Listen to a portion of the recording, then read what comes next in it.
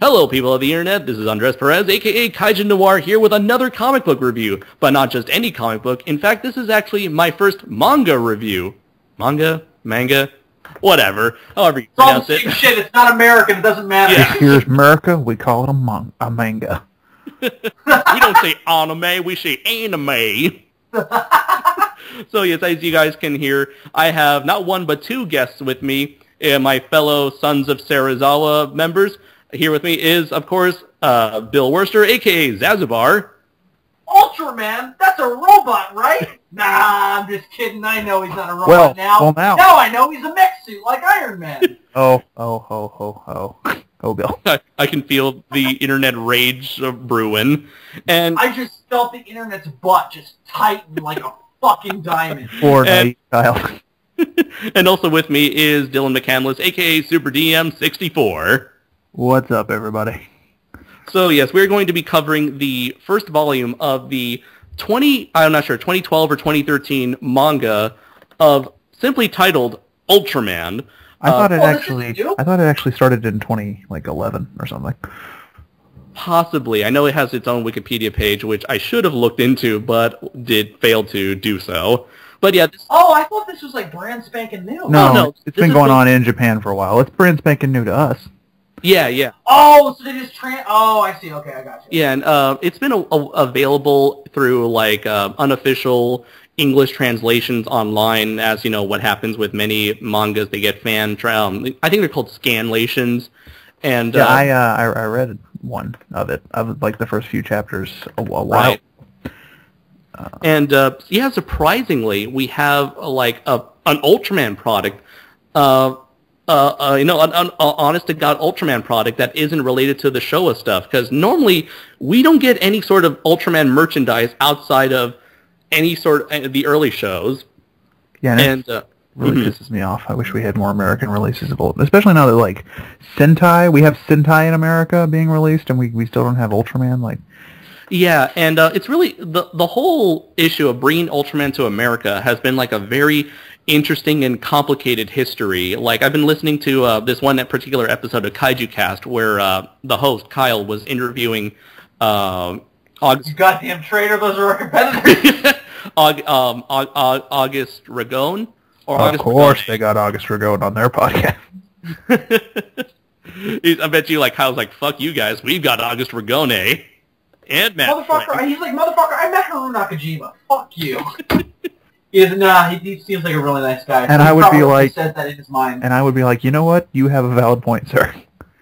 You would bend over and just accept it. I'm sorry that I questioned your authority. Oh great master of the kaiju fandom. He just punches you in the face with the most epicest of beards. But anyways, one biggest issue when it comes to distributing Ultraman stuff in America is that apparently Chayo is this company that somehow was able to legally swindle or swipe away the American distribution rights to the first three Ultraman shows. And so while Tsuburaya has had issues throughout the decades trying to bring Ultraman to America, but couldn't for one reason or another, it seems like in recent years they're really trying hard to push Ultraman as much as they could nowadays. What with the two Showa Ultraman shows that were not, taken by Chayo, that being Ultraman Leo and Ultraman 80, they got those on Crunchyroll, along with Ultraman Mebius, Ultraman Max, and the ongoing series Ultraman X. And so I guess this Ultraman manga is kind of like another step of Tsuburaya's new, more aggressive campaign to get Ultraman, whatever Ultraman stuff they still legally have, to America. And I cannot be any more happier. It's frustrating because America had Ultraman to begin with. You know, there was the dub back in the day of the original show. It's like we had him, and then we lost him. Yeah, from what I understand, the 60s, they just weren't aggressive enough. I mean, they barely got the first Ultraman show out there. And but outside of that, all they really did to advertise Ultraman was like a few magazine ads a few American magazine ads. In the 70s, no American broadcaster wanted to distribute Ultraman because during the 70s it was much more harder to get violent content on American television. And then during the 80s, they were able to get a niche market in Hawaii, which was where the Ultra 7 dubs were produced, because in Hawaii, it had a much more culturally diverse environment that allowed them to get Ultraman and Ultra 7 out there, along with, Toei's Kikaider. That was also very popular. And then by the 90s, they weren't really producing any Ultraman stuff, so the only show they could get to America was Gridman, which, as some of you know, was Americanized into Superhuman Samurai Cyber Squad, and then which finally brings us to... Which is way more of a simple, made-for-the-general audience type of title. Yeah. Definitely. It's definitely less complicated than Gridman. Oh, yeah. Oh, yeah. Totally. You can tell that they were trying to pander to, the Mighty Morphin Power Ranger crowd. Because Right? Yeah, to take a simple concept like Gridman and turn it into, like, super fucking samurai shit thing. Fucking Gridman. It's for kids! Deal with it. That's the name. And so that brings us to the modern day era, where we've gotten a few Ultraman releases thanks to the likes of Chayo, and along with the more stream releases, and this new book that we are going to talk about right now. So, guys, what was your reaction to when you first learned of the Ultraman manga, along with the announcement of its release here in America, which has been brought to us by, I believe, Viz Media? Well, as I said before, I read part of this before online, like a year or two ago, when I was first getting into Ultraman, like the show. I think it was like right after I watched the show. Or it was while I was in the process of watching the show. Point is, it was in that span of time. Uh-huh. And I mean, we'll get more into this when we actually start talking about like the book. But I fucking loved what I read of it then, and I thought that it was very interesting. And it was I fucking loved it. But what I did not know is that about the recent American release, that completely went over my head. Like, I did not hear about it at all. I think it was actually like I saw somebody make a Facebook status where they're like, "Look what I just bought," and I was like, "The fuck?" And then I bought it, snatched it up. That wasn't my post, was it? No. Okay. I got my copy before you, Bill. I figured. Remember, it was me and Andres talking about it that convinced you. You know what? I'll give it a try. Oh yeah. I think it might have been Biggie, actually. Right, I remember he got it, and at that point I was like, "Oh shit, it's out now! Fuck!" Biggie just dropped it on the fucking table, like, "Look what I got, motherfucker!" And we were Look like, at this shit. Look at it! And we were like, Biggie's not that aggressive. He's like, "Hey man, look what I got." Imagine, like, as you were reading it, he passes by, "Enjoy your manga, boys!" I'm just like, "What was that?" And we all turned into, like, the Invasion of the Body Snatchers guy. We pointed at it and went, and then we went out and bought it for ourselves. And then I was like, I hallucinated all that, didn't I? Oh boy! And so, Bill, what was your reaction to your discovery of this manga's existence? Well, I'll tell you two things that I know about Ultraman prior to reading this book. I knew two things. One, I knew that he wasn't a robot.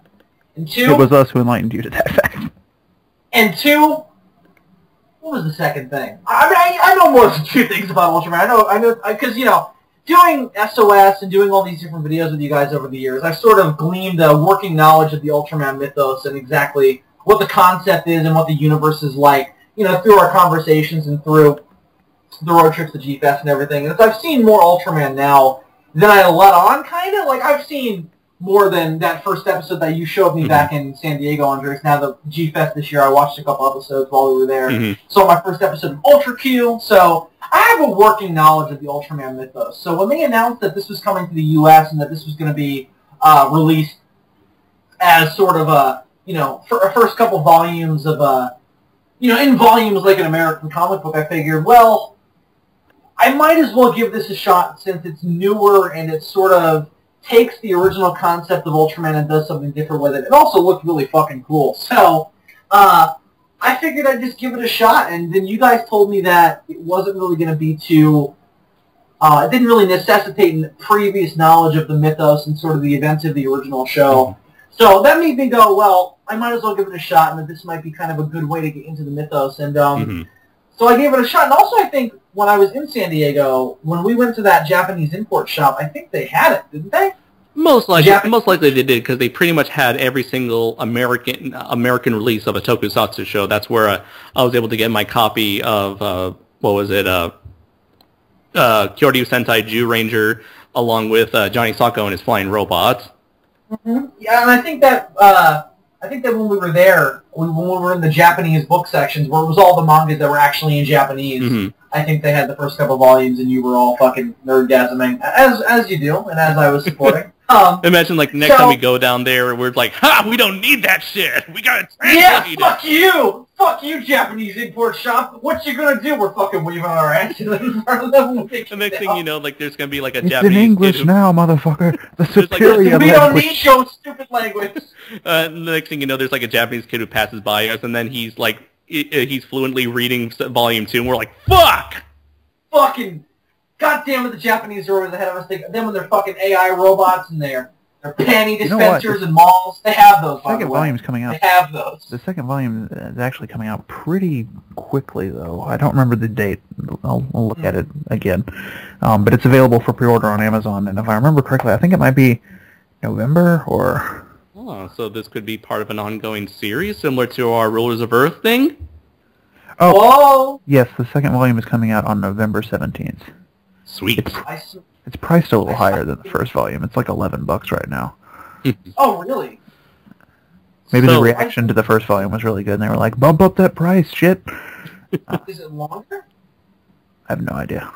I doubt. Man, they're lucky I really like this, because otherwise I'd be like, nope, I'm done. I'm not reading the rest of it. I mean, so far this volume is like the average length of a typical manga volume. Although I'm honestly surprised that it does contain. It feels like this volume contains, even though it ends on a cliffhanger, as do most manga chapters that I've read in the past. This one does feel like it contains a self-contained story arc. So it's sort of like here's how I'll describe it, because I don't know if we're gonna have anybody listening. I doubt it. Who doesn't know Ultraman in the way that you guys do? And just sort of knows it, like maybe not at all, or maybe the sort of passing familiarity with it that I have. This is sort of like the first two-parter that Batman Beyond did, where it sort of sets up the new direction of this new show, while sort of introducing how it fits into this previously established world.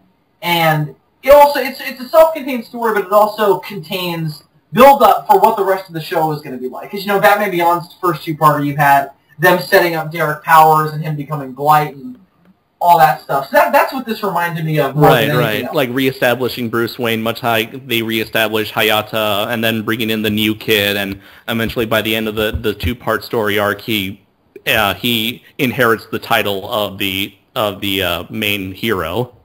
And also sort of like Batman Beyond. Two ways it's sort of like Batman Beyond. The way the superhero's career ended was kind of fucked up. Mm-hmm. Same thing with Ultraman here. And not in the same way, but it's still kind of fucked up. I'm sure we'll talk about that. And then number two, the new version of that hero requires an exosuit to enhance the powers or the abilities that they already have to become that hero that their predecessor was. So Batman Beyond, you've got that sort of futuristic version of the Batsuit, and in this you've got the Ultraman exosuits that they built to enhance the Ultraman factor, as they call it. And it's also mentioned that they're developing suits that just like normal humans who don't have the factor can use. Right. And a lot of people, a lot of fans, I think, don't like this Ultraman like power suit idea. But what I like about it is this idea that Ultraman left Earth. He's no longer on Earth, and the humans are sort of having to make do themselves. And so they're trying to duplicate the power of the Ultraman through technology, and I think that would absolutely happen. It's very much so. I mean, this I guess to get into the basic plot synopsis of this first volume is that, as we mentioned, this manga is a direct sequel to the original 1966 Ultraman series. Very much similar in a way, like to say 1984's The Return of Godzilla, where it's a direct sequel to the original installment, ignoring everything that happened since then. 20 years after the events of the original Ultraman, we have Shin Hayata, who was the protagonist of that series. He has become the part of the Ministry of Defense. The Science Patrol that organization that he was a part of that helped fight monsters, has long since shut down. And it's not called the Science Patrol in the book. It's called something else. It was the Science Special Search Party which was it that way? Was it that way in the Japanese version of the show? I don't remember. Yes, it was, but like much like the manga, the Science Patrol is like an alternate nickname to the organization. Oh. Yeah, they say in this that it's like, or it's just called the Science Patrol for short. Because, and let me just say this again as somebody who is unfamiliar with Ultraman, this opens in a really smart way because it sums up the entire story of Ultraman 66, as far as I can tell, in 2 pages. Right, because and that was awesome. Ultraman 66, it's not a complex show at all. No, and this doesn't pretend that it was. Shin Hayata, through an accident, he merged with Ultraman, who was this giant alien made out of light, or like made out of pure energy, and he would often turn into Ultraman whenever things became too much to handle for the Science Patrol when it came to defending the Earth against giant monsters and alien invaders. So eventually, by the end of the series, after Ultraman believed that his job was done, he separated himself away from Shin Hayata, leaving Hayata with no memory at all of the events that transpired between his merging and separation with Ultraman. So now Shin Hayata, he's left with enhanced strength due to Ultraman's quote-unquote Ultraman factor still being infused in his DNA. And as a result, his son, Shinjiro, happens to have gotten that Ultraman factor passed down to him. And so when we're reintroduced to Shin Hayata, we're introduced to his teammate, Ide. We learn that the Science Patrol is still active still secretly active, as the first hostile alien being has arrived, the first alien being in 20 years. So at that point, Shin Hayata and Ide, they confess their secrets to each other. Like, okay, we know that you used to be Ultraman. We know that you don't have any memories. Let's get to work on preparing ourselves for this hostile alien invader.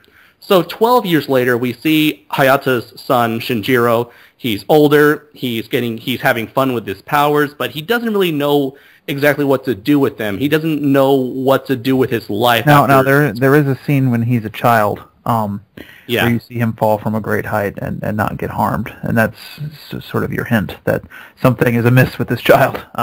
Absolutely, yeah. There's a lot of like really great foreshadowing within that first third of the story. Yeah, and also one thing that they did that I thought was very smart, because it was bothering me the second it started, was I thought that Hayata was a little old to be having this young of a son, but I like that they brought it up. And I'm assuming they're going to give it a reason and sort of blame it on Ultraman. Because they sort of imply that, it seems implied to me that they're sort of going to explain it where it's like he was sort of scared to have children because of the fact that he didn't have any memories of that entire span of time that the original show happened. Right. Because I'm assuming they're going to give that a reason, because it would be weird of them to bring it up unless it was going to have a character reason. So I thought that was interesting, and I was glad that they did bring it up, because it was a little distracting to me at first. Right. I'm really glad they brought up the whole amnesia thing, but I do want to get into that once we get in deep with the story. So okay. That sort of took me by surprise, because I had completely forgotten that he got amnesia at the end of the last episode of the show. Yeah. And then I'm reading this, I'm like, oh shit, yeah, that did happen. Unless you followed the English dub of Ultraman, where the narrator explained that he still remembers everything. Not only does he still remember everything, but he keeps the beta capsule for whenever Ultraman decides to return to Earth once again. Which, I don't know, I guess is a more optimistic ending. So anyways, Shinjiro, he has trouble learning to deal with these powers, and is eventually confronted by that mysterious alien. They get into a fight, at which point Hayata shows up with his brand new, spanking new prototype of a Ultraman type of armor, similar to what you would see from Tony Stark's Iron Man suit.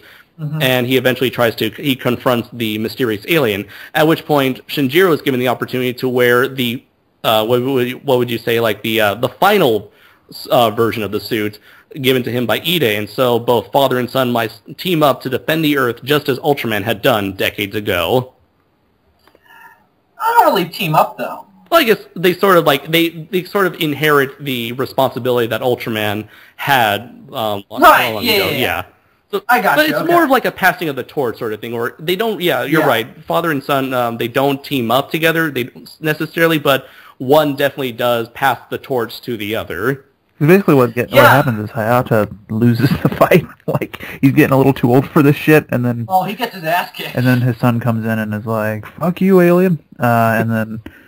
Which is almost verbatim dialogue, by the way. It's like 2 words away from being verbatim dialogue, and I thought that was awesome. I loved the way Shinjiro talked to the alien, where he was like, "What the fuck is this shit?"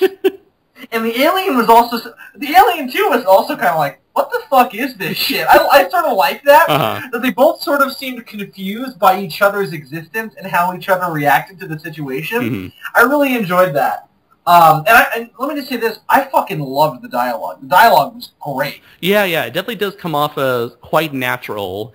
And they really does get into, like, straight from the get-go. Shin Hayata, I'm sorry to say this, but, Shin Hayata from the original series, the original Ultraman series, it was a product of its time. It was a time where deep writing wasn't necessarily a thing, per se. It was just, gave you the bare basics of, here are characters, they have some personality traits, and they fight monsters. There you go. Here, they really do flesh out not only the universe, but certainly Hayata himself, and it's now any more apparent than the scenes where he comes to the realization that, he used to be Ultraman, and he realized just how fucked up it was that he can't remember a single thing during Ultraman's time on Earth.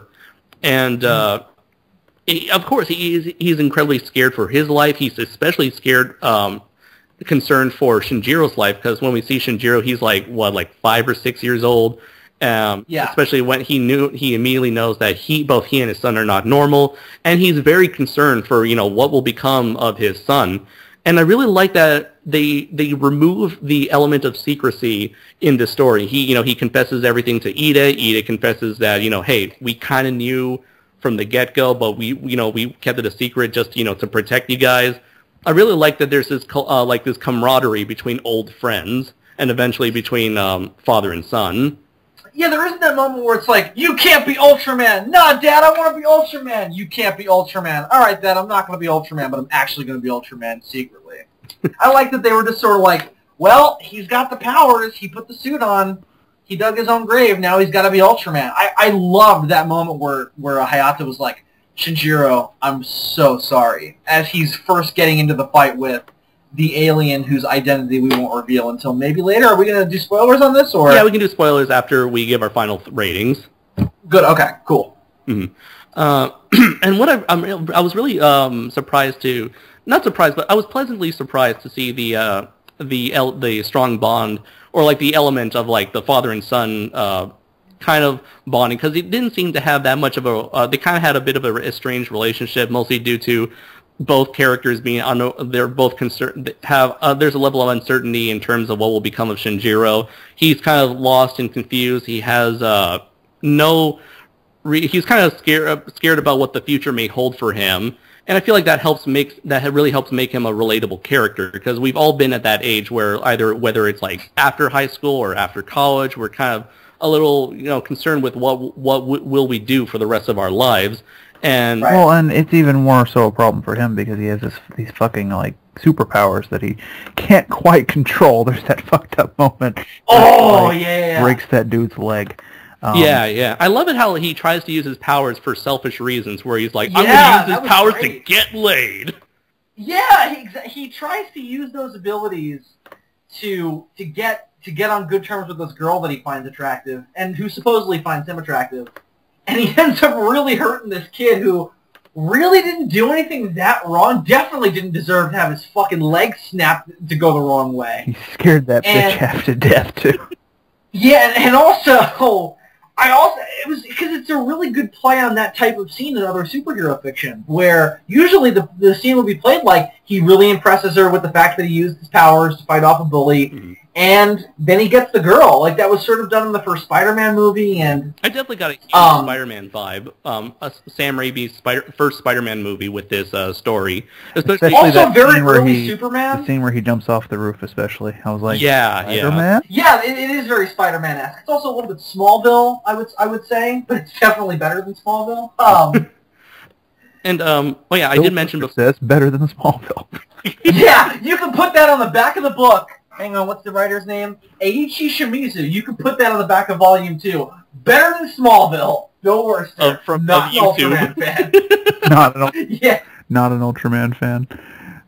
Well, What? see, here's the thing. No, a better quote would be like, "What's an Ultraman?" Yeah, he's a robot, right? Sort of in this case, not really. What was I going to say? So, in terms of that, I'm sure some people who follow our regular stuff might be wondering, I still can't say that I call myself a fan just because I'm not familiar with enough of it to sort of fairly call myself a fan when compared to you guys. Yeah, you wouldn't feel comfortable. But I would say yeah, definitely. I would say Ultraman's pretty fucking cool, though. Yeah. Like, if I'm reading this, I'm like, this guy's pretty fucking cool.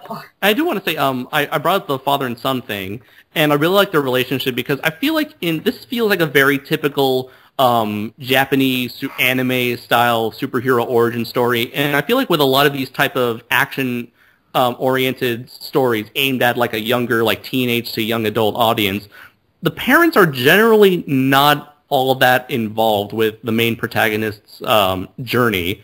Either they are kept to the background, or they're just like conveniently written out of the story where, this person, they're on vacation or they're dead, something like that. But I really like that, to have Shinjiro have a parental figure there to help him on his journey along the way, like someone to help him, like he can easily relate to. Yeah, and we don't know much about his mother. I'm not even sure if she's anybody in the Ultraman mythos. That's what I'm wondering. Like, yeah, who I really hope is this woman? I really hope it's what's her name?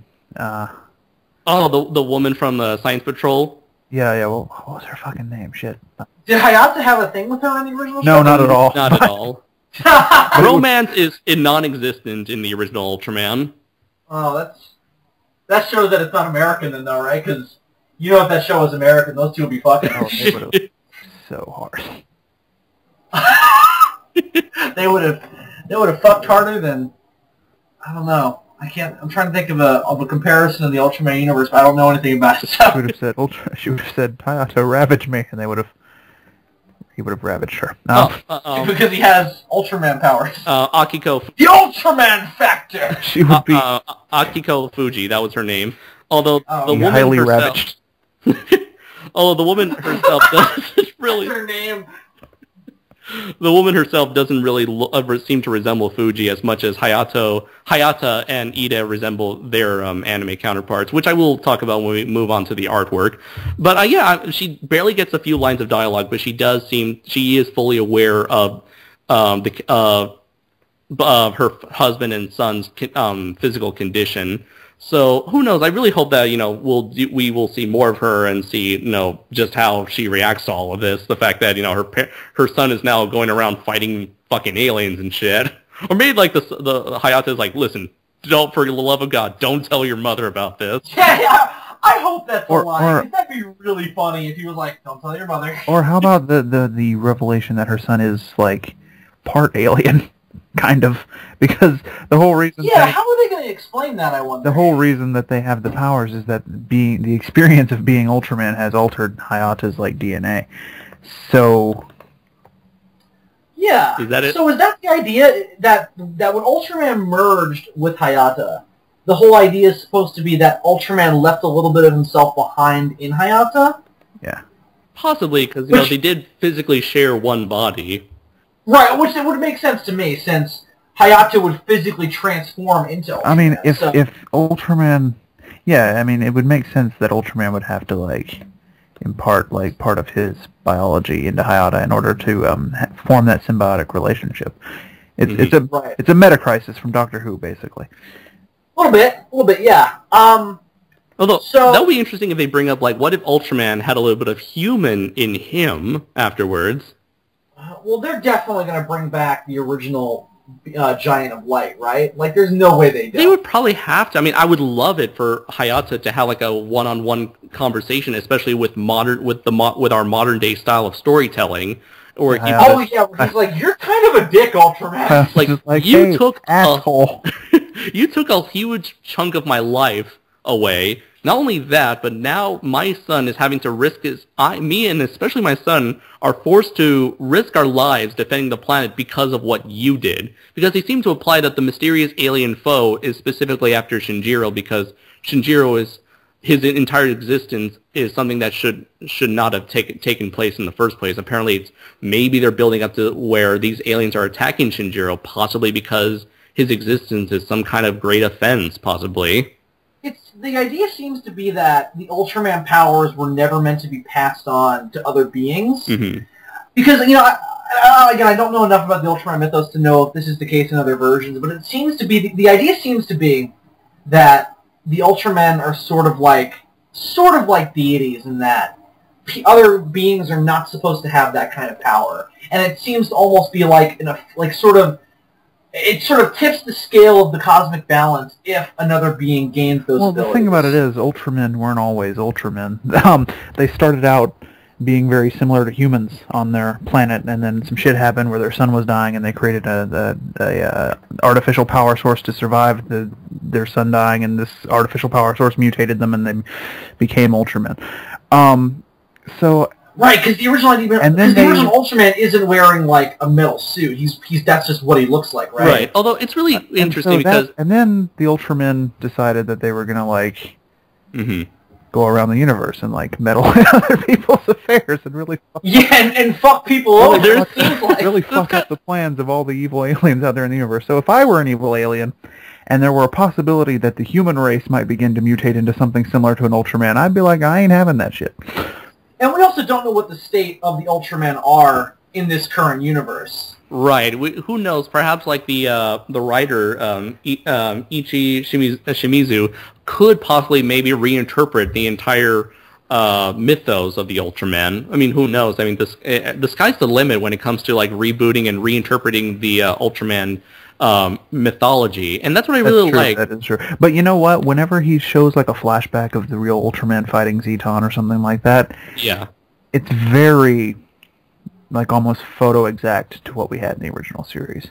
I mean, it looks like they traced a bunch of scenes from that in different panels, where it's where they show the science patrol during that time period. It looks like it's just a picture of them traced. Oh, yeah, it looks to me like they just took. It looks to me like they just took the actual picture and photoshopped it in. Yeah, and then sort of just put a filter over it, which I actually kind of liked that because it sort of makes it go, the show happened the way it happened. We're not going to change. It's not like I just finished listening to the audiobook for Kong, King of Skull Island, which is not a sequel to the original movie. They make that very clear. It is a sequel to a certain version of the novelization of the original movie. And it sort of plays with the sort of mold of the original story and goes, yeah, we're going to take our liberties with it. This seems to go, the show happened the way it happened, and this is what happened afterwards. Right. And I enjoy that. Yeah, I absolutely love it. I mean, being a fan of Ultraman, it's just, I've always wanted to know what became of these characters, because in the official Showa continuity's timeline, they kind of retconned what occurred, Hayata's existence, where in the Ultraman Mebius movie, they established that Hayata is simply a human disguise for the original Ultraman. But it's I really want to know what became of these characters. What happened to the Science Patrol, and how was Hayata able to move on with his life after this? And I'm so glad that we're able to get a continuation of these characters, especially with the advantage of having a modern day, more complex, more deep style of storytelling and writing and dialogue and all that stuff, and able to expand on these characters in a way you could never have imagined seeing in the 60s, nor maybe the 70s. And to that point, I think, and this is a little bit more thematically at this point, I think thematically what this is about, and I fucking love this, if this is what the original writers intended, with the whole slug line, this is the beginning of a new age. I think the idea is supposed to be that this is a comparison between how storytelling in this genre is done now compared to what it was like back then, and sort of celebrating that original sort of simplicity and sort of magical wonder to that original concept, and then going, well, that worked fine back then, and that's all well and good to go back and nostalgically revisit. Mm-hmm. That's not how storytelling works these days. So this is how we play with that genre in the modern age, in sort of reinterpreting one of the most iconic characters in that genre for the modern age. I think that's brilliant. It's sort of been done with Godzilla, and I think that it works well with Ultraman as well. And I found that really interesting, because it's something I think about a lot, where it's like, you know, a lot of stuff from back then does not hold up well today. Absolutely, I definitely agree. I mean, a lot of the TV shows for decades have never had anything closely resembling like an overarching plot. It would normally be like a case of the week, or, you know, a monster of the week sort of deal, where they always return to the status quo by the end of each episode. And these shows were never meant to be watched. In terms of television, status quo for a long time was God.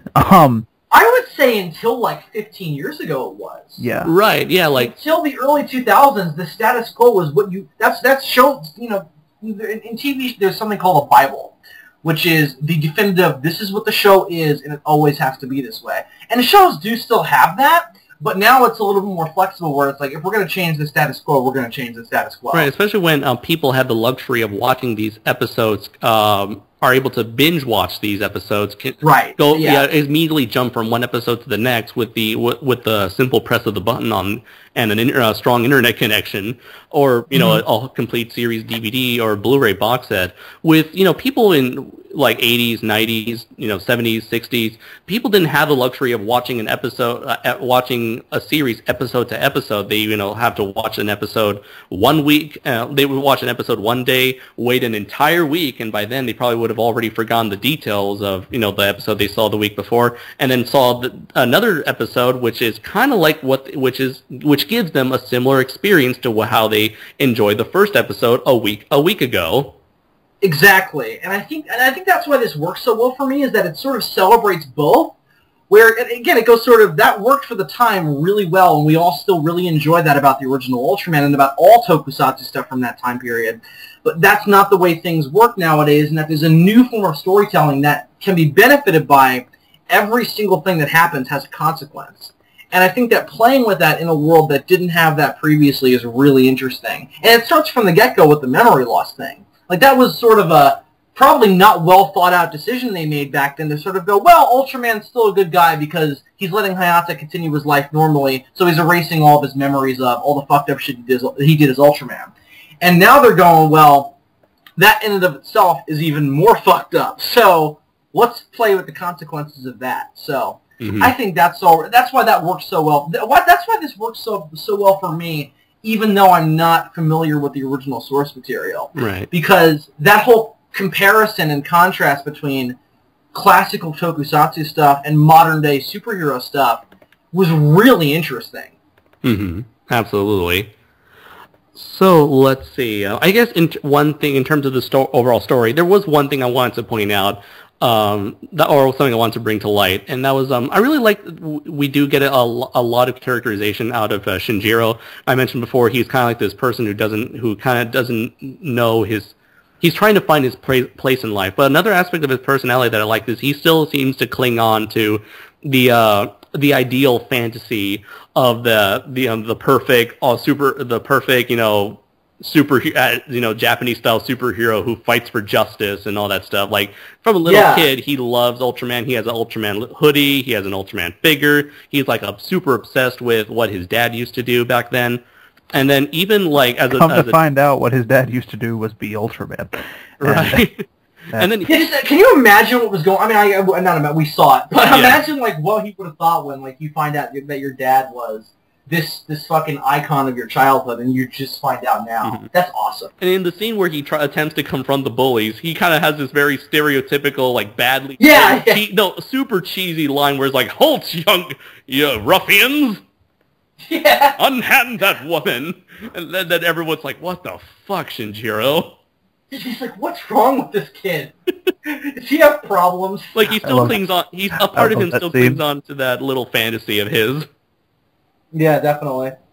Right, and I love it. There's that scene where they bring back the classic spacium ray the beam attack that Ultraman would perform. Yeah, well, they turn it into like a substance because the villain says like, "Oh, is that a weapon that uses specium?" So obviously, specium in this universe is like a substance and not just like the name of an attack. And I found that really interesting. Yeah, I hope they play around with that more. Like, I love how, like, oh, go ahead, sorry. Like what specium is and how it works and how. By the way, when they built up that final attack, even I, again, not an Ultraman fan, or at least I wasn't prior to this, even I was like, oh god, are they going to do it? And then they fucking did it. And even Shinjiro was like, holy shit, I know what this is. Yeah, that was so cool. He was like, Shinjiro, put one arm and lock it in with the other one. He's like, do it.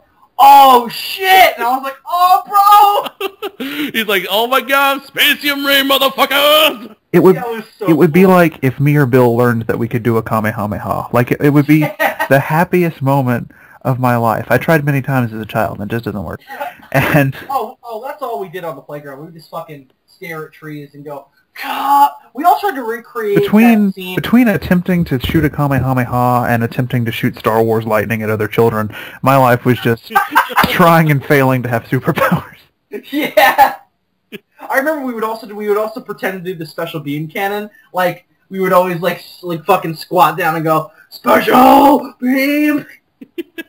So, the worst is when I sympathize with Shinjiro in that sense. The worst is when you attempt to go Super Saiyan, because then it's just a few minutes of you standing there yelling.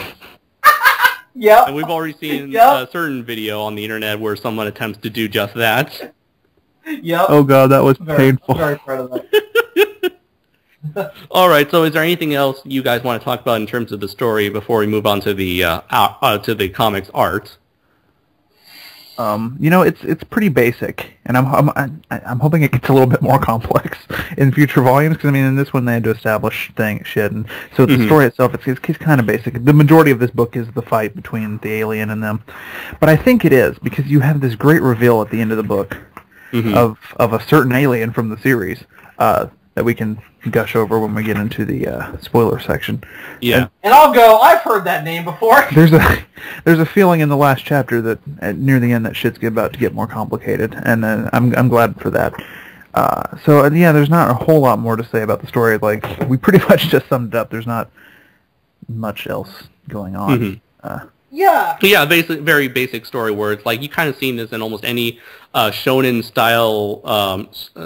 style plot where one character it ends up falling into this larger than life role in this fantastical. He ends up like discovering these powers, or he obtains this power, this superhero role, and ends up like jumping headfirst into this like fantastical world where he now must be confronted by weird shit on a daily basis now.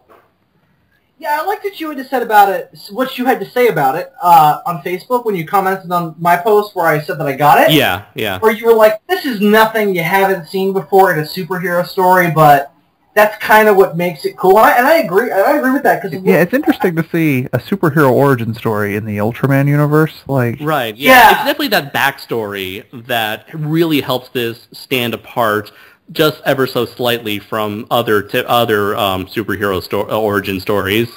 Exactly, and that's why I enjoyed it. It was kind of like the two things that I love most in life, kaiju and traditional superhero origin, coming together and having a really cool baby. That's what I loved about it. And that's why I kind of think that this sort of, you could say that this sort of new age superhero donning the identity of a previously classical superhero has sort of been done to death. We compared it to Batman Beyond before. But again, I think that works for this because, again, it's commenting on how superhero stories are different now. And I think that's why it's okay that it did this, also because it did it really well. So that's why I think it's okay that it was able to get away with sort of a passe type of story where, an alien shows up, he fights it, that's pretty much it. So I think that's why it was able to sort of squeeze by with that kind of simplistic story. So let's see. With that said, let's move on to the art style, which was, let's see, who was the illustrator?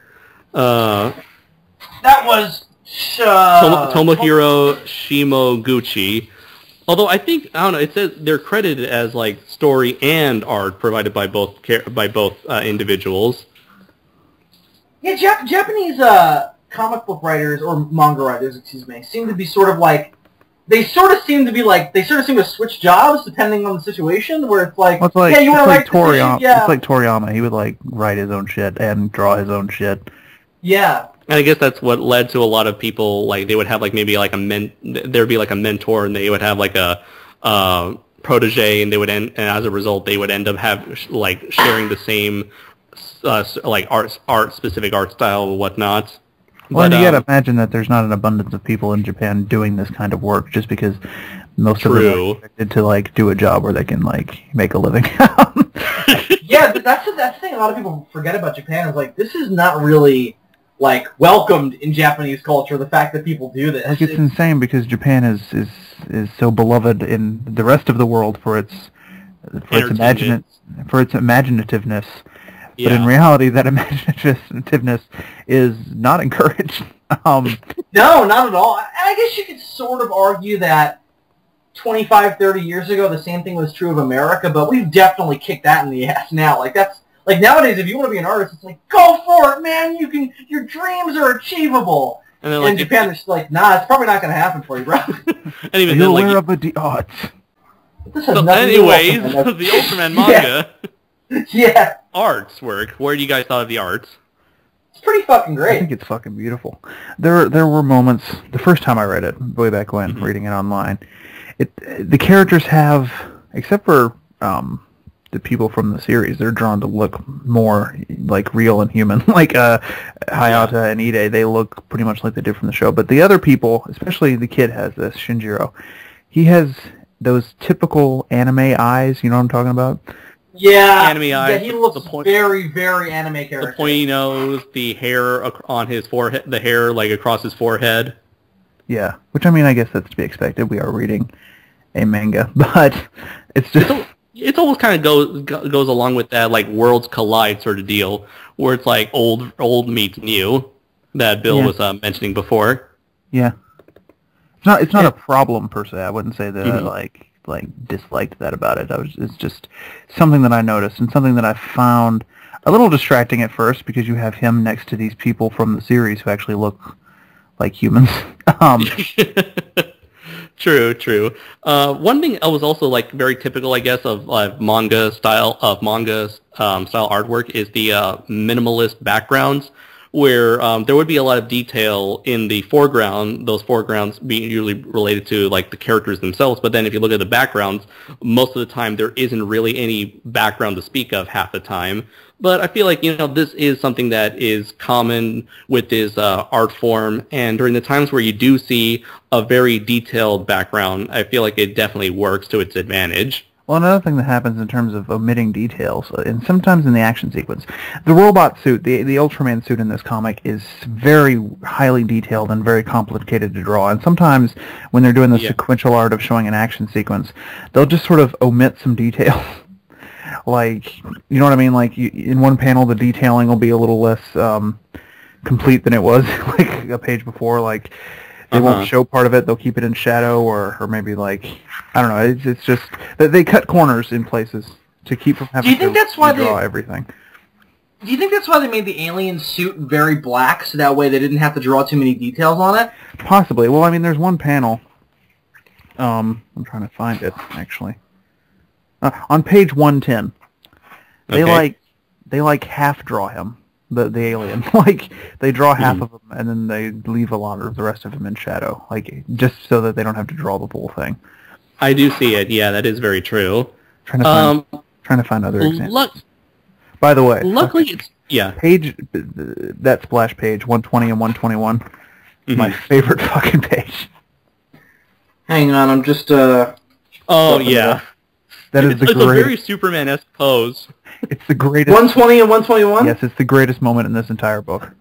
Oh, okay, I disagree with you, because I'm going to jump a couple pages beyond that, because the coolest moment for me, again, even not as an Ultraman fan, I'm trying to find it now, where I was like, oh, shit's about to get badass, is the moment on page... It happens again in 128. They put a lot of Hayata's Ultra suit in shadow so that they don't have to show all of the details.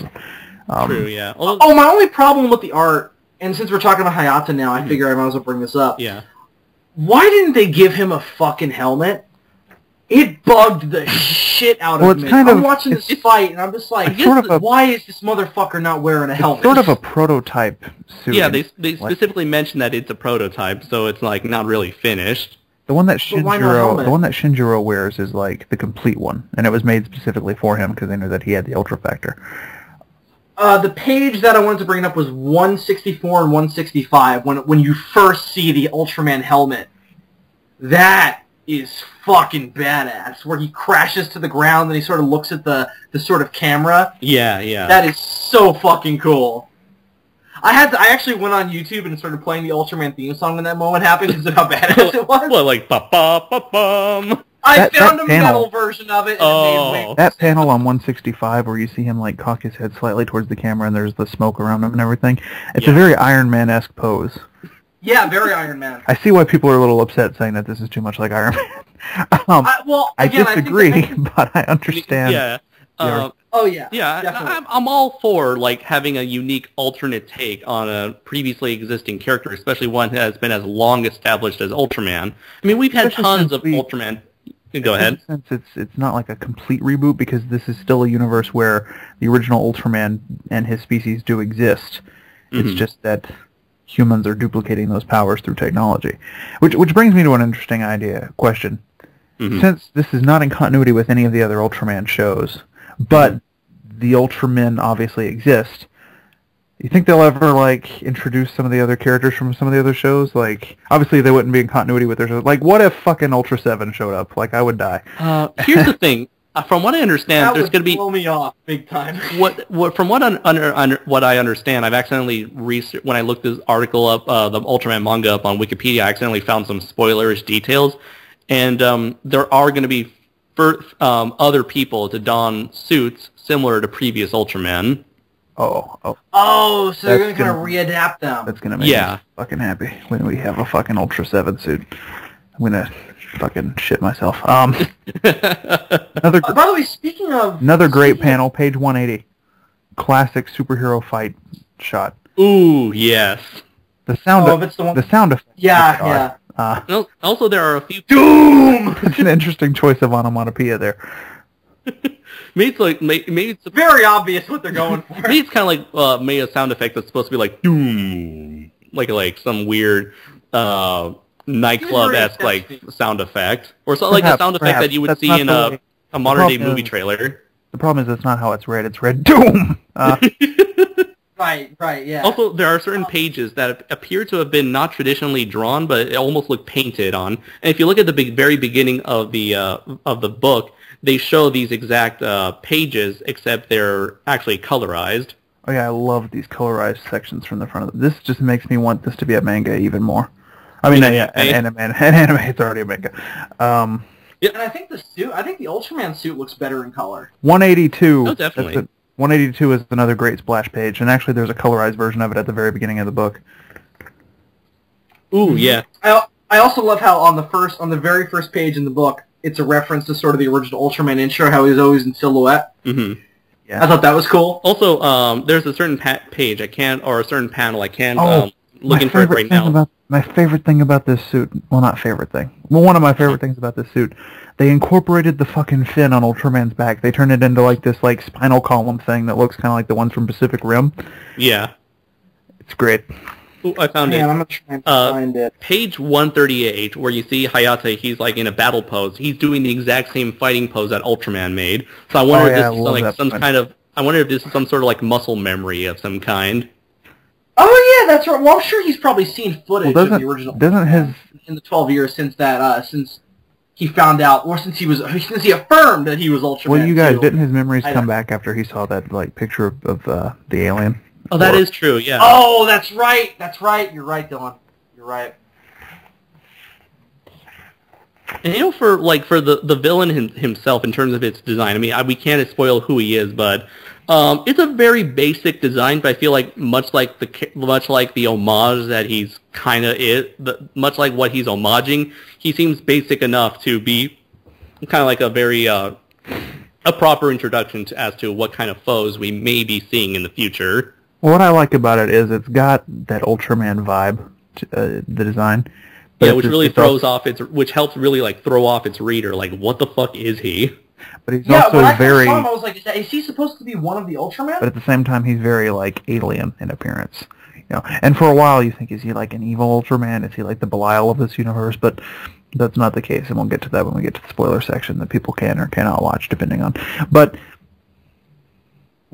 page 197 is such a DBZ moment. Oh my god. Oh yeah, I got a huge DBZ vibe during like the last third, well, during like the entire fight when they're like fighting and throwing each other in the air. Dude straight up does a death ball. It's amazing. Oh yeah, that's right, he does. And also what is it called? The Specium Ray? Yeah. Okay, the Specium Ray is very Kamehameha-esque in this version, where it's sort of like a big blast that engulfs the entire area. It's sort of like a super Kamehameha in that way. This book really makes me want to see an Ultraman DBZ crossover. It made me want to go back and read my original DBZ mangas that I have, because I haven't read a manga since I stopped reading Dragon Ball Z. Like that's how long it's been since I've read something like this. The last manga I probably read was, let's see, well, I know I read a lot of the Mazinger Z Ghetto Robo stuff 2 years back, but like the last time I've ever been into a manga series that I actually like physically read was Death Note, which was a story which you can probably learn about in a review that I did with Adam on his channel of what was it, Chopper Pilot or Adam Noise, whatever that channel we recorded it on. But yeah, it's been the years since I've like physically went out of my way to purchase a manga, and yeah, I'm just as like excited. It kind of brings back old like memories from like whenever I would read other mangas as well. This made me very nostalgic. Page 205 is a great art piece. Also, it's a title page for the chapter 6, and it's an image of him doing the Specium Ray, and it's one of those paintings that's painted so well it almost looks like a digital rendering, like. Mm-hmm. And the lighting it's fucking beautiful. It almost looks like it's a CG model. It does almost. So if I may say my one problem with this Ultraman redesign, sure thing.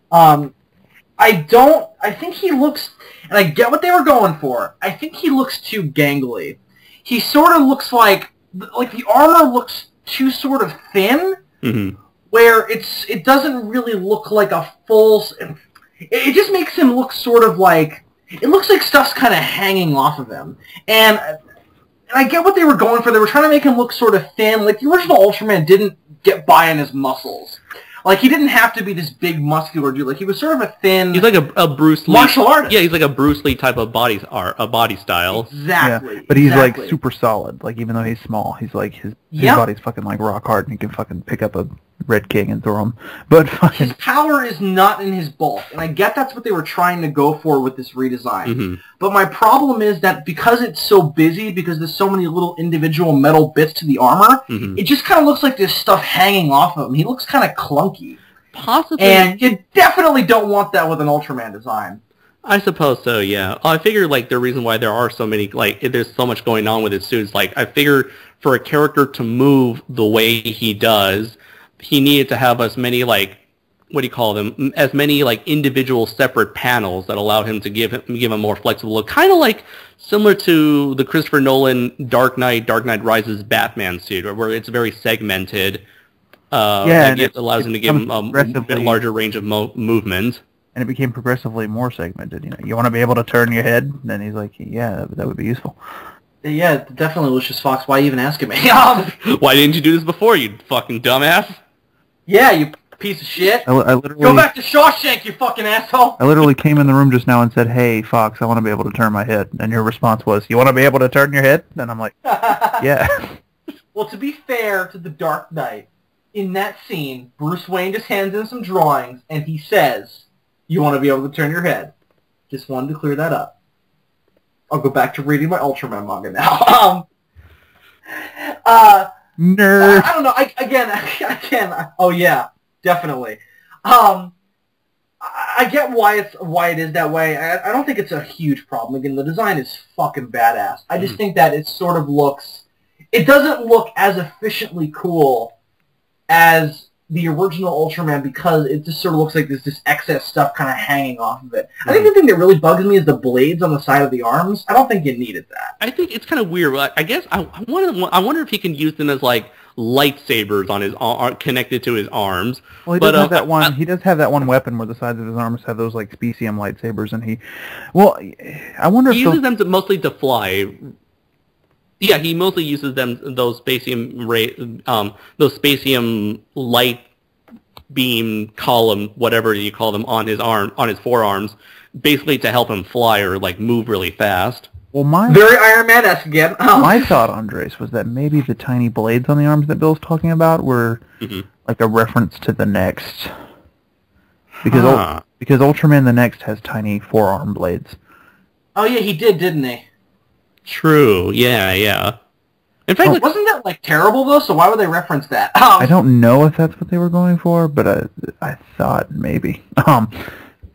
Was it terrible? I don't know. I haven't watched it yet. I don't know. David's review was not positive. It's kind of mediocre. I mean, I appreciate what Ultraman the Next was trying to do, but is it the Gamera the Brave of the Ultraman series, where it's like you don't like it, but it's not the greatest thing ever? Pretty much, yeah. That's a good. I'm just like, I don't like the genre that this is playing in. Okay, so let's see. Is there any other things we'd like to talk about that are non-spoiler-ish before we get into our final thoughts and ratings? I think I'm good. I'm trying to think. We recently talked about that one scene where he's jumping, where Shinjiro's jumping across buildings, Spider-Man style. That was very Spider-Man-esque. 74 and 75, 2-page spread. Oh, Andres, you wanted to talk about. Maybe you did. Maybe you did when I was away from my computer. But didn't you want to talk about how the characters that are from the original show look more photorealistic than the other characters do? Or did you already talk about that? Dylan already brought that up. Yeah. Oh, okay. You did reminded me of something I wanted to bring up that I mentioned with you guys prior to to this recording, and that is I know there are a lot of American fans. They haven't had a lot of exposure to Ultraman outside of what's available on the internet or on DVD, and I feel like I've noticed a lot of negativity toward and backlash against this redesigned Iron Man-esque Ultraman. And I do want to say that this isn't necessarily the first time Ultraman has been redesigned in that fashion. Yeah. The Next was that. The Next was a very mech-looking suit, even though it was still, from my understanding, it's still a traditional Ultraman, right? Right. But it's a much more like detail and organic-looking suit. Yeah, the design is much more mechanical. Also, only Ultraman design I've seen that doesn't have a chest warning light, unless that's what that big red thing symbol on the chest is for. I don't know if that functions. If you look at the cover, you do see the warning light colored blue. Oh, okay. And I did brought it to you guys. There was this this project. It was called Ultraman. Are you talking about the manga? I'm talking about the Next. Doesn't have like a. The Next. Oh, it's the red thing. Yeah, sorry. That big red thing on his chest. It functions that way. Okay. It glows and pulsates. Yeah. Oh. I wonder if they're going to use the one on this one. I wonder if they're going to use the one on the manga design to serve the same function as the original light on the original Ultraman, where you have an Iron Man moment where your suit's running out of power. Well, yeah, because in the original Ultraman, wasn't it like he needed to refuel his solar power in order to? He could only survive in the Earth's atmosphere for like a limited time. Right.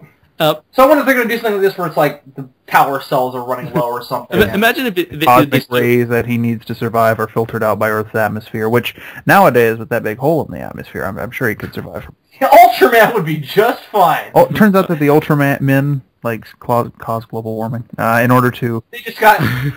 they possessed like big corporate tycoons to like make the Earth. Make the ozone layer thinner so that way they could survive on Earth better. We did it to protect you! It's for our protection. Yeah. Imagine like... Ultramen are real pieces of shit, aren't they? Imagine like the version of the Ultramen where they're just dicks who like do dickish things all in the... So it's the version that already exists. All in the name of protecting us. Like they basically turn into that episode of the Justice League where it's the alternate universe. Oh, the Justice Lords? Yeah. I do want to say, remember... Oh, I just imagine the situation where imagine if they do incorporate that the blinking light on Shinjiro's suit, and he's like, "Can someone redesign this thing so that it doesn't make a constant beeping noise? Because it's kind of distracting." Also, really fucking annoying. Also, what's the point of the narrator? I don't Which narrator? The fucking narrator who comes on and says the warning light is blinking, which means Ultraman is running out of power. Oh yeah. Well, I guess that Yeah, kind who's this man speaking in my ear? That's the narrator, Shinjiro. Why do we have one? why? Everything has to be exactly as it was in '66. I'm sorry. I need to drop this bombshell on you, Shinjiro, but you're a fictional character. That you're currently being watched you're being read by a reader, and that's why there's a narrator to describe your actions to the said reader. No, don't tell him that. Don't reveal to the fictional character that he's a fictional character. That's when the nostalgia critic went downhill. Yeah. He's just gonna turn into Ultra Deadpool. The thing I wanted to bring up was that there was another drastic redesign with this project. It was called Ultraman Another Genesis.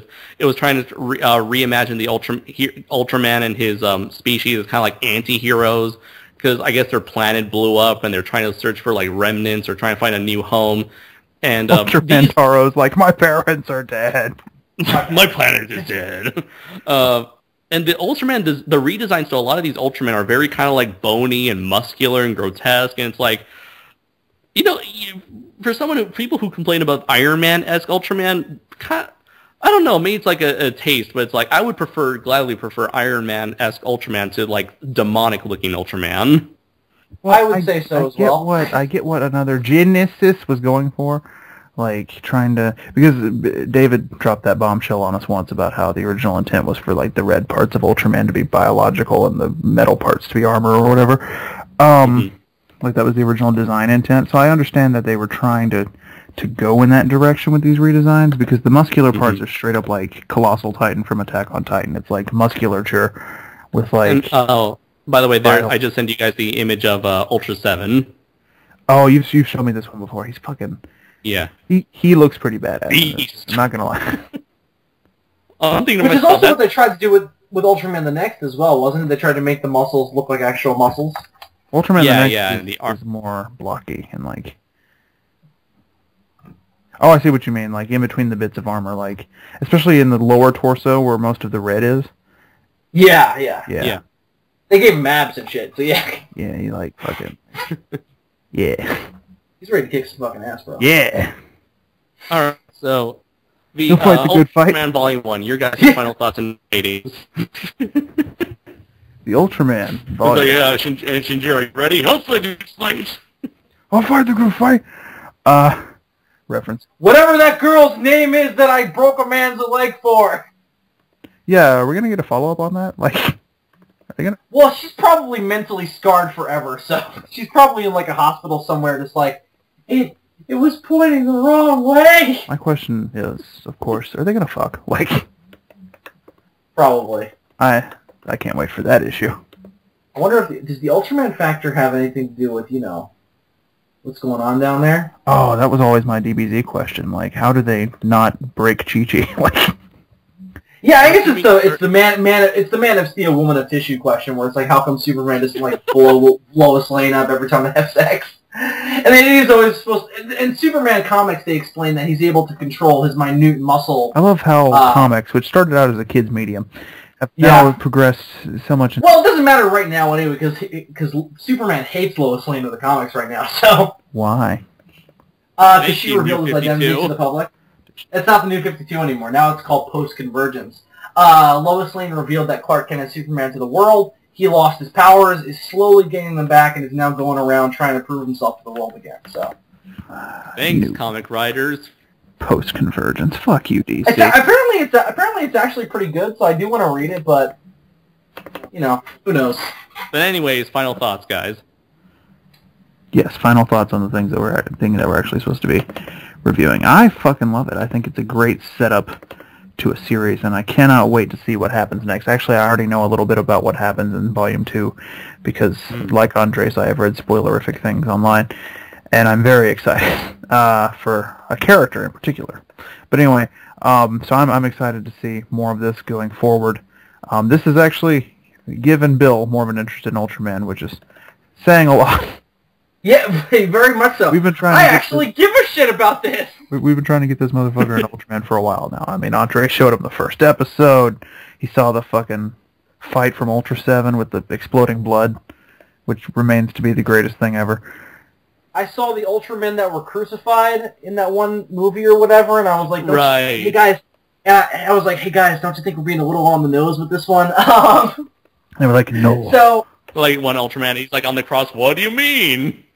On the nose, we don't have noses. Except for 80, he has a nose because he's a fucking mutant freak. The rest of us have beaks. Oh, that's fucking great.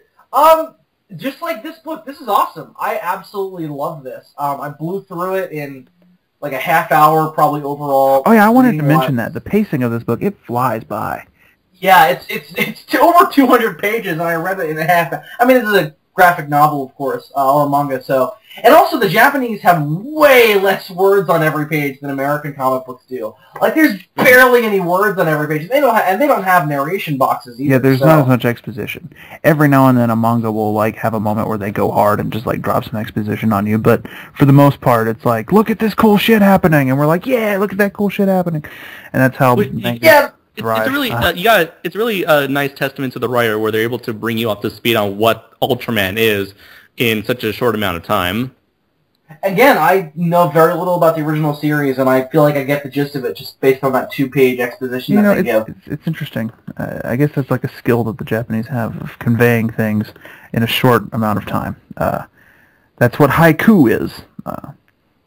I think the best thing that I can say for this in order to really to really critically sort of give you why this is good, this takes something that I'm not a fan of and made me react to it in a way that I've reacted to things that I am a fan of.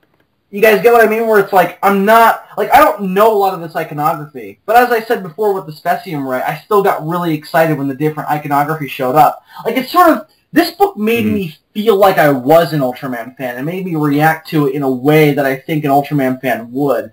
So, and I said this when we reviewed Terminator Genesis, all I need something to do for it to really impress me is to sell me on its bullshit. And this did that to the extreme.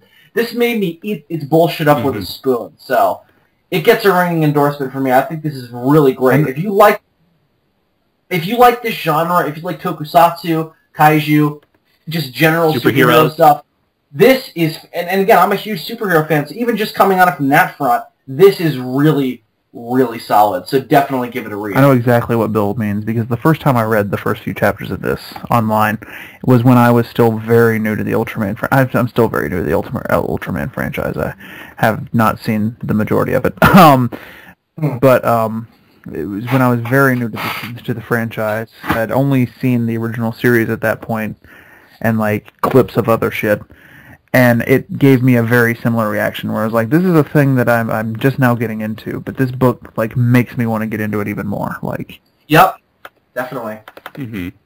I will definitely say that this is, while the story itself is nothing new, it is extremely solid overall. The setup is really unique. It's very brilliant in how it balances like the old elements of the original source material and introducing it to the new for new generation of readers. The characters are very likable. They're relatable. The drama, both the internal and external drama that occurs, is well paced. They said this is very essentially a large, this whole volume sets up what's to come, but at the same time also provides a rather pretty much a complete story arc in terms of like the character trying to like learn his role in life. And so, but most importantly of all, like especially, I feel like Ultraman fans are especially going to get the most enjoyment out of this, as this manga is able to provide the original source material, the expansion. It's so desperately needed because, as we mentioned multiple times throughout this review, the Ultraman itself, especially in terms of the Showa continuity, is extremely basic, and whereas here a lot of stuff is fleshed out in terms of its universe and the characters that inhabit it. And even for non-fans, this is a really good way of getting into Ultraman, while at the same time showing a rather familiar story attached to it.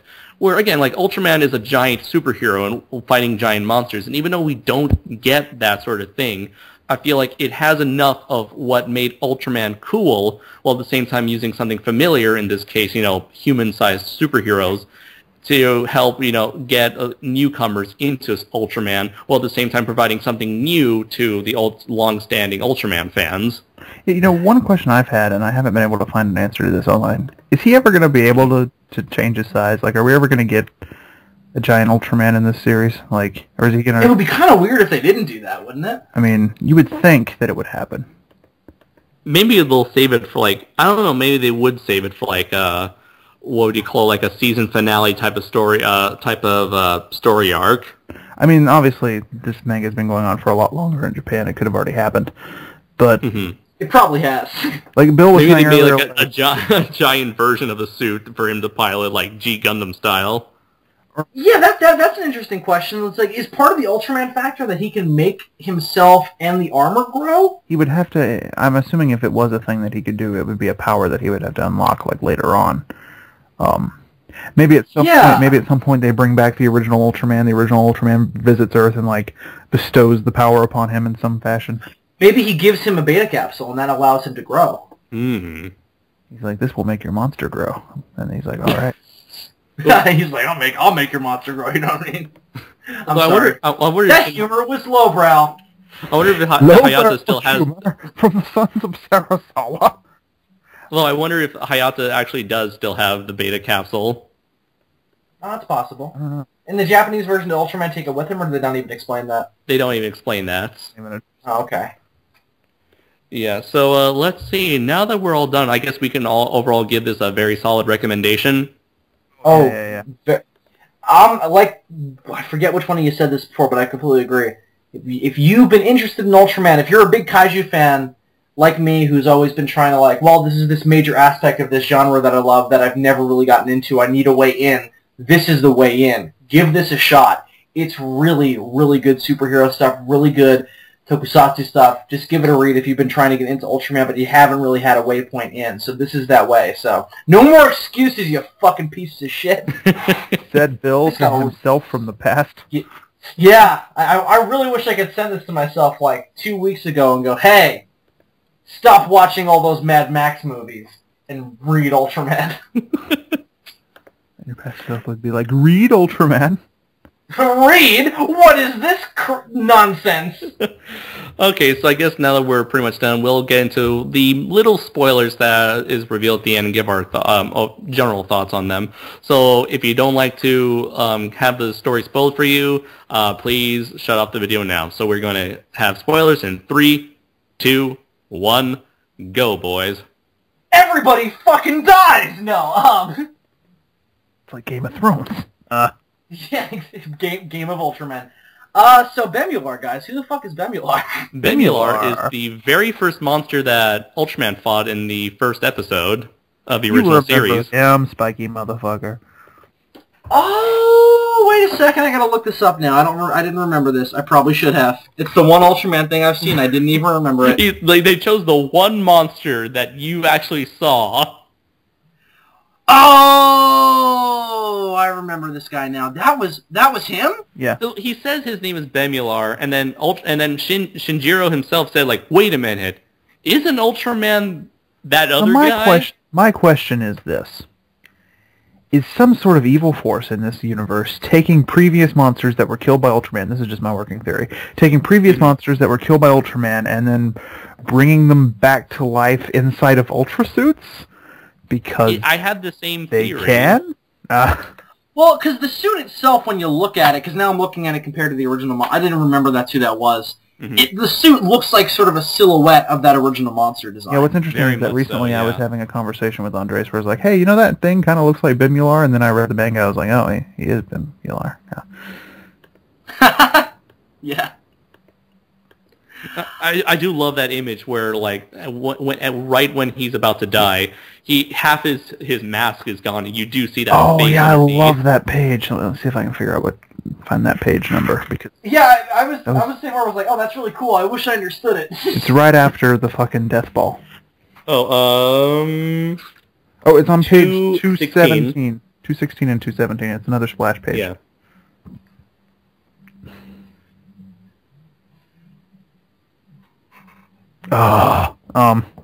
Okay, he kind of looks. The mouth is really all you see. Right, but like in terms of like the silhouette, like Dylan said, the silhouette of the helmet kind of seems to be a callback to the original design. Oh yeah, when you look at it, realizing that's who that is, it's very obvious. Like, okay, yeah, that's Vebular. True, yeah, and now that I'm like looking at that original suit, I'm going, oh yeah, okay. So it would be interesting to see like further renditions of classic Ultraman monsters reinterpreted as like maybe human-sized or more humanoid-shaped opponents for Shinjiro to fight.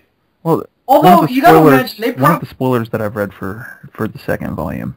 Mm-hmm. There's a monster in that volume who apparently is like a really badass character who's essentially like a serial killer in the Ultraman universe. Like he's this alien who's like half bald with pincers and he looks fucking badass and his name is Cicada. Bolton is the one with the V on his head, right? Yeah. Yeah. Okay. The name of the character, I'm not sure how you pronounce it, but it's the word cicada spelled backwards. So it's like add a kick or something like that. Attica. He like eats people. Bitch, Uh-huh. I eat people. And like he... So we have like a serial killer kaijin, really. Yeah, it's kind of, yeah, I guess you could refer to these monsters as kaijin as opposed to kaijus. Kaijin being humanoid monsters that you would typically see in Super Sentai or Kamen Rider. He's a kaijin, or I guess... Well, depending on what you're talking about, it's either a kaijin or a seijin, depending on it. Right. It's a reinterpretation of a kaiju, or if it's just an So alien. I suppose it's more of a seijin because he's technically from space. Or is he? Or is he? Yes. We don't know. We don't know, and we'll never know. No, we'll probably find out. And let's see, the other spoiler is we have ourselves a Zeton at the very last page of the Ultraman manga. Yes. Yeah, that confused the shit out of me. I had no idea what the fuck that was. I was like, who's the banana man here? Alien Okay, Zeton. so in Ultra Q, there was a monster that appeared in that series, and for Ultraman, they used that costume to portray Zeton Seijin. The original monster is the Keemer Man, who shows up again later on in Ginga, and I don't know if he's in anything in between that.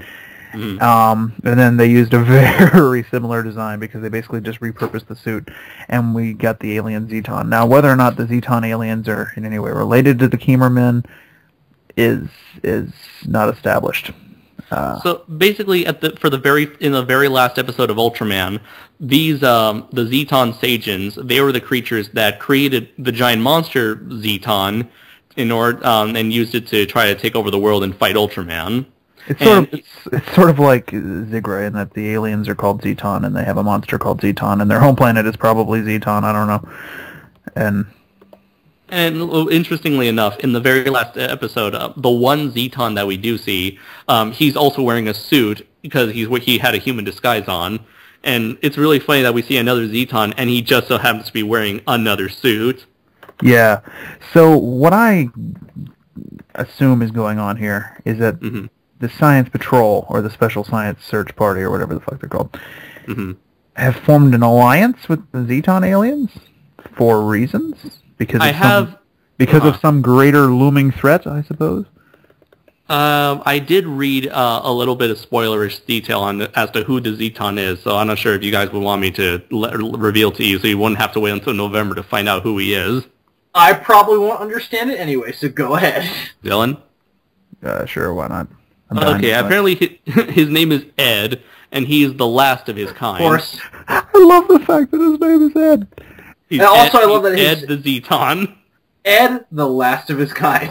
That's an awesome name for like a movie. Ed, the last of his kind. I just need to remake the song from The Last Dinosaur. He is the last Zeton. I just picture Ed, the hyena from The Lion King, and it makes Ed. Ed. So he's the one that's been helping out the humans develop the Spacium technology. For reasons? For reasons, yeah. I haven't read that much into spoilers. That's what he says too. That means like for reasons. I will help you for reasons. What reasons? Reasons. My own reasons. Da-da-da-da-da. For I am a banana man, and I have no reason. A banana man. I just do things. He's a fucking banana. He's a black banana in a suit. That's what he is. Hey man, that black banana has a name. He's a rotten banana in a suit with an eyeball. Name's Ed. Ed the Zeton. But when I read that page, the first thing I thought was, oh, I have to ask Andres about this tonight. But I guess you can already tell, like, even though you've never seen his character design, he does have a bit of that retro look. Oh yeah, I could tell he was a character from the show. And that's why I wondered, like, what is this shit? Because if it was something new, they probably would have done something differently. But I assume that, you know, because it was something weird looking, I had no idea what was going on. That it was probably something from the show. Like you're scared and confused, like you're calling John's getting upset. Yeah, I was sitting on the toilet too, so I was like, Bill's getting upset. It's like the one thing worth mentioning is like the little, as it's labeled, bonus manga, where it's like a little 2-page comedic story involving the creators of the manga. I just love how one of them goes, Ultraman's shorter than me. My dreams of meeting my hero are ruined. That was awesome. Yeah. So let's see. So without all that, super meta. With all that said and more, is there anything else you guys would like to discuss in terms of the manga before we end things here? Was there anything else that we needed to spoil in this spoiler section? Again, I think we brought this up earlier. It's a very straightforward sort of fight story, so there's not really a ton to spoil, except for the fact that the alien that he's fighting is Bemular. Hey guys, there's a fight in it. Yeah, somebody beats the shit out of somebody else. Not really. Anything you would like to hope to see in future volumes? For me, it's just I want them to bring back the original Ultraman. That's kind of like, if that doesn't happen, I'm going to be very angry. Like, you're going to have Ultraman in this Ultraman manga, right? Yeah, well, because technically, Hayata and Shinjiro aren't technically Ultraman. Right. No. They're just sort of people with powers calling themselves Ultraman. Even though Hayata very boldly states, I am Ultraman. It's like, Hayata, you really aren't, though. You're a guy with the Ultraman factor, wearing a suit that vaguely resembles the Ultraman suit, and you once were melded with Ultraman, so you're not really Ultraman. He's kind of like Shut Vegeta. up! He's kind of like Vegeta, constantly trying to take credit for being a Super Saiyan, even though he wasn't. Yeah, that's a good point. I'm a Super Saiyan! But it's weird with Hayata, though, because he at no point really wants to be Ultraman, so... In fact, he very obviously states that he doesn't want to be Ultraman. I mean, just jealous of my Ultraman swag. They had a very, like, Venom from Spider-Man symbiotic relationship going on, so I guess in a way, he sort of is Ultraman. Like, he remembers being Ultraman. It's weird. Well, he does after he sort of reminds himself. Yeah, I mean, it's like... I don't know. It's like, you are, but you aren't. Hayata. Yeah, it's kind of like a Ghost Rider thing, where Ghost Rider isn't... Johnny Blaze is not Ghost Rider. Johnny Blaze turns into Ghost Rider.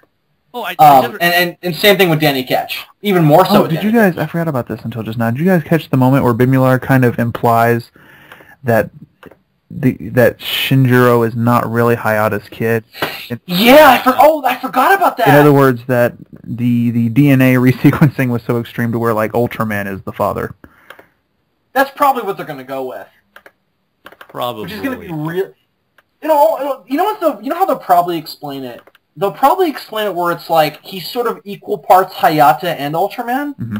Where he's like a complete fusion of man and Ultra. Yeah, very true. That's nice, Andres. I like that. He put the man in Ultraman.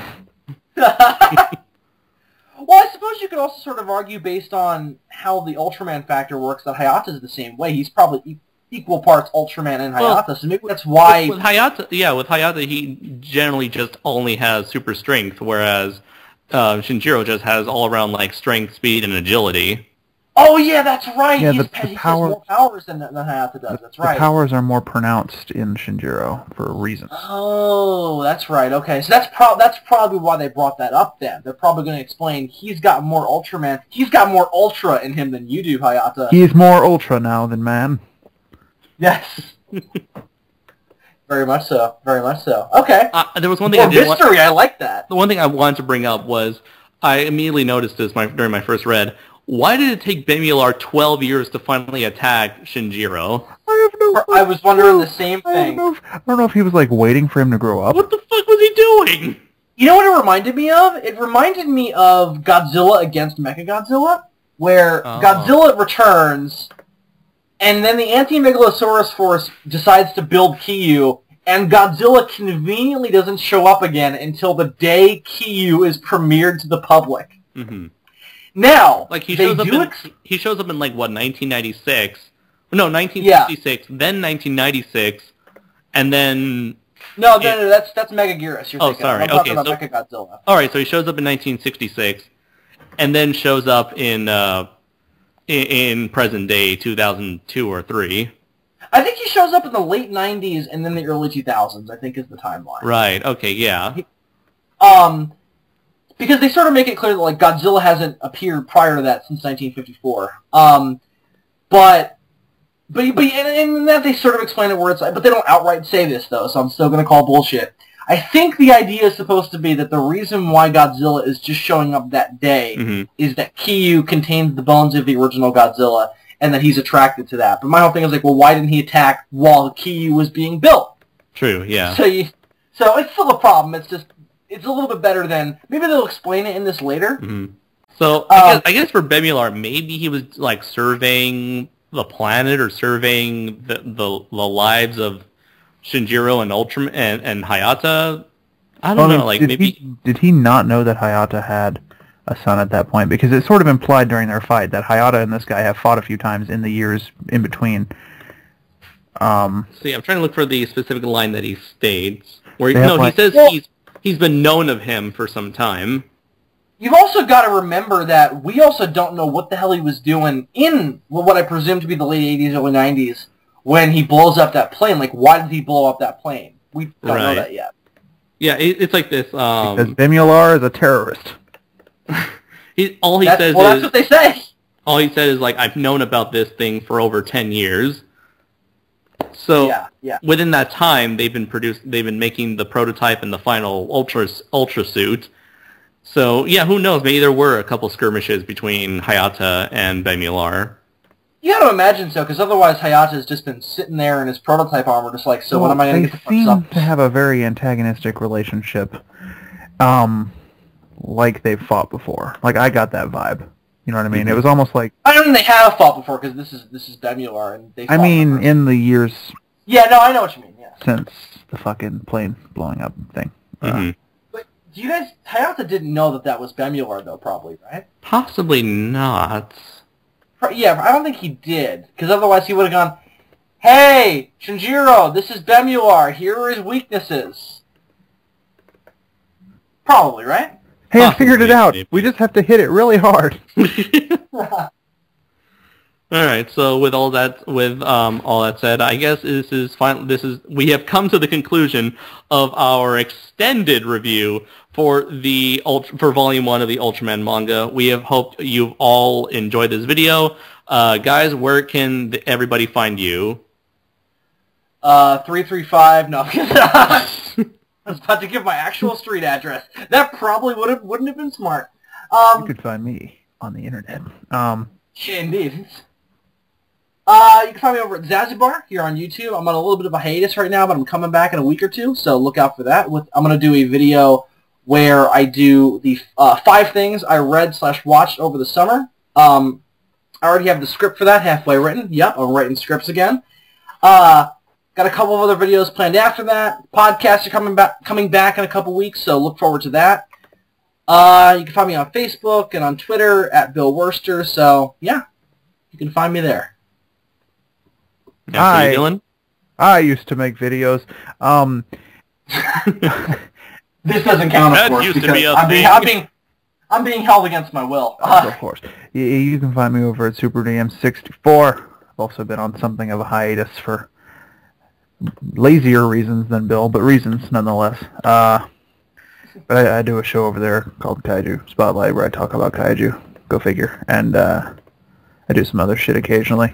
Also, coming up soon with the American DVD release of Dragon Ball Z Resurrection F, or Fukatsu no F, because I like saying the Japanese title better. When that comes out, me and Bill will be reviewing it, as we have all of the DBZ movies up to this point. Because we're badasses. So look out for... Yes, we devote our lives to reviewing DBZ movies. Aren't we We're single, ladies. But anyway. We're rolling in pussy, aren't we, Dylan? We gotta fight him off with a stick. Oh yeah. Anyway, so yeah, so all that shit's over there. You can go watch it if you want, or not. I don't really care. Yeah. All right. And as for what a fucking salesman you are. As for stuff going on my channel, the last thing I recently uploaded was my review for Godzilla and Mothra: The Battle for Earth. You can definitely check that out. Also, stay tuned for my next review, which will be for Godzilla vs. Mechagodzilla 2. And finally, prepare for the next episode of Shoe Watch, where Adam and I interview both the writer and artist of Durantis the Lost Serpent, issues number 1 and 2, which is currently still having its Kickstarter as of the time of this recording. So thank you, everybody, for joining us for this little session of ours. Thank you very much, Dylan and Bill, for being a part of this review. And we've hoped that everyone has had a good time. So until next time, everybody, I've been Andres Perez, a.k.a. KaijuNoir. I've been Bill Worcester, a.k.a. Zazbar, and I never will be again. I continue to be Super DM64. And until next time, everybody, take care.